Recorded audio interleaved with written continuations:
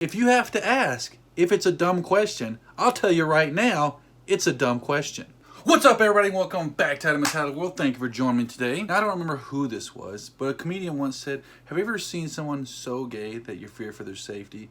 In other words, they're so delicate that anything could kill them or cause them bodily harm. Well, I'd like to ask you, have you ever met someone so dumb that you fear for their safety?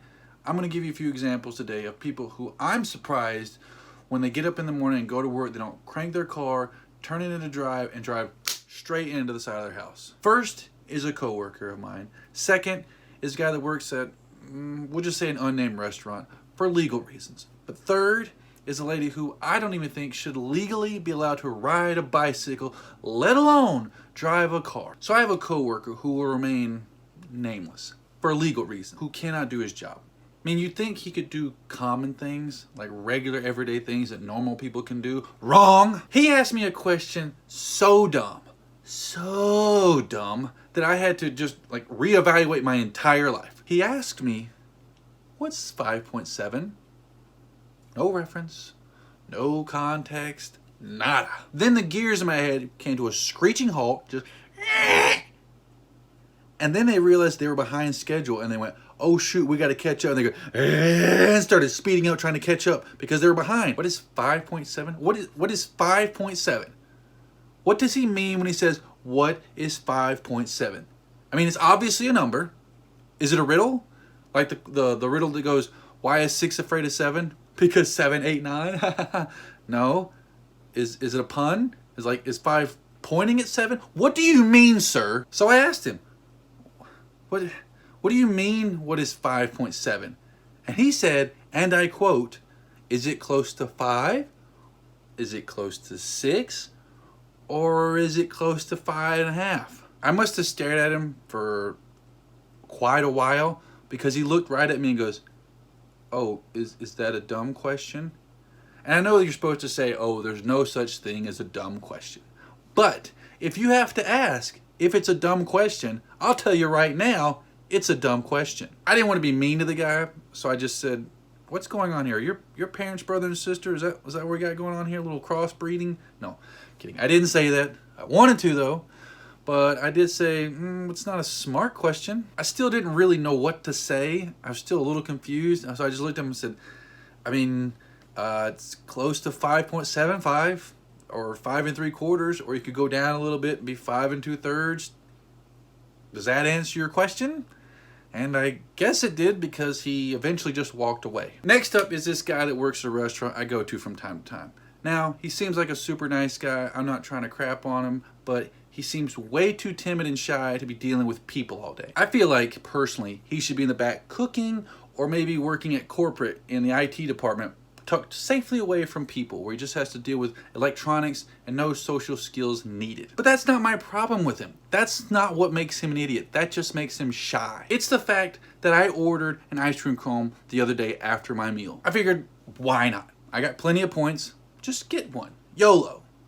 So I ordered it. And then I waited. I waited some more. And guess what else I did? I waited some more. I waited about 10 minutes for this ice cream cone. I realized something was up because people who had ordered after me had either already started eating or were gone.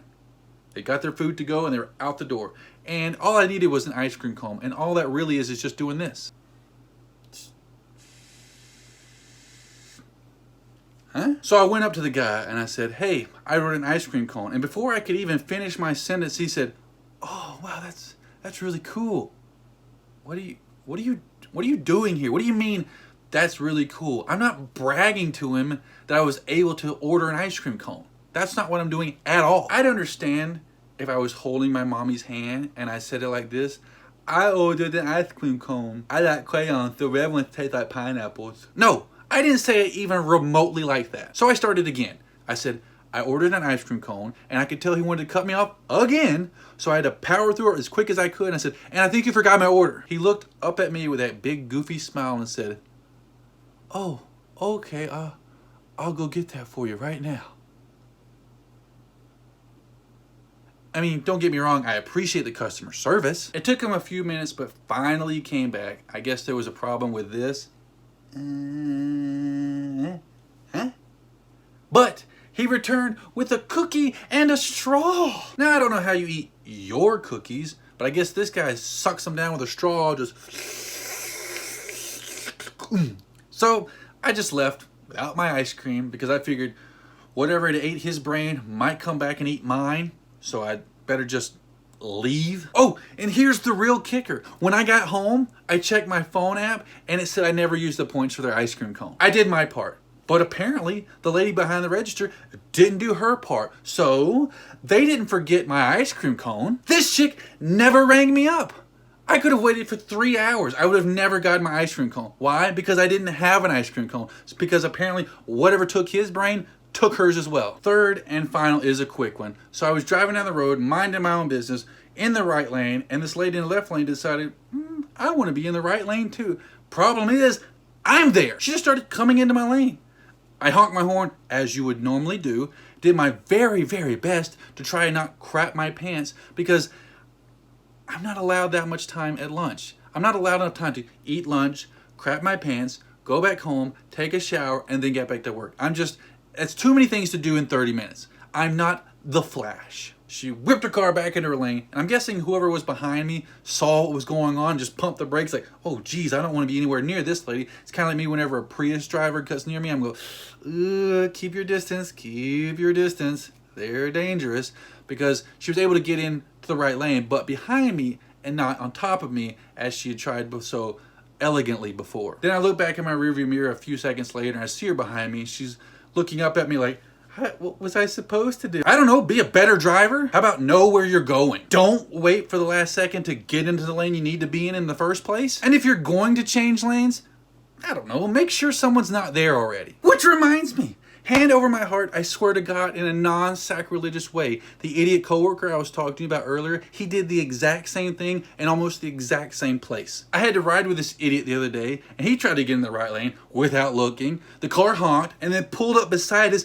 with his windows down. When I tell you, I thought I was going to be a statistic for people who were shot and killed in LA for road rage. What I mean is,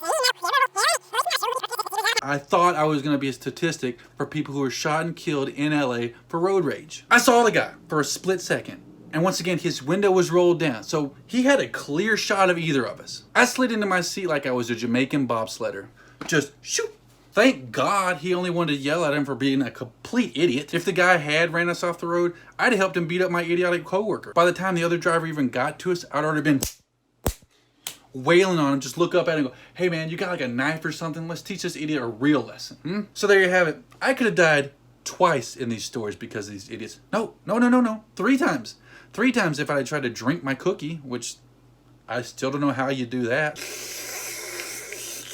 And my biggest problem with all this is the fact that these are the type of idiots that are going around having tons of kids, just spreading their idiot DNA all over the world for future generations to deal with. I guess, in short, we're all in trouble. The movie Idiocracy is a documentary, and Mike Judge is a prophet.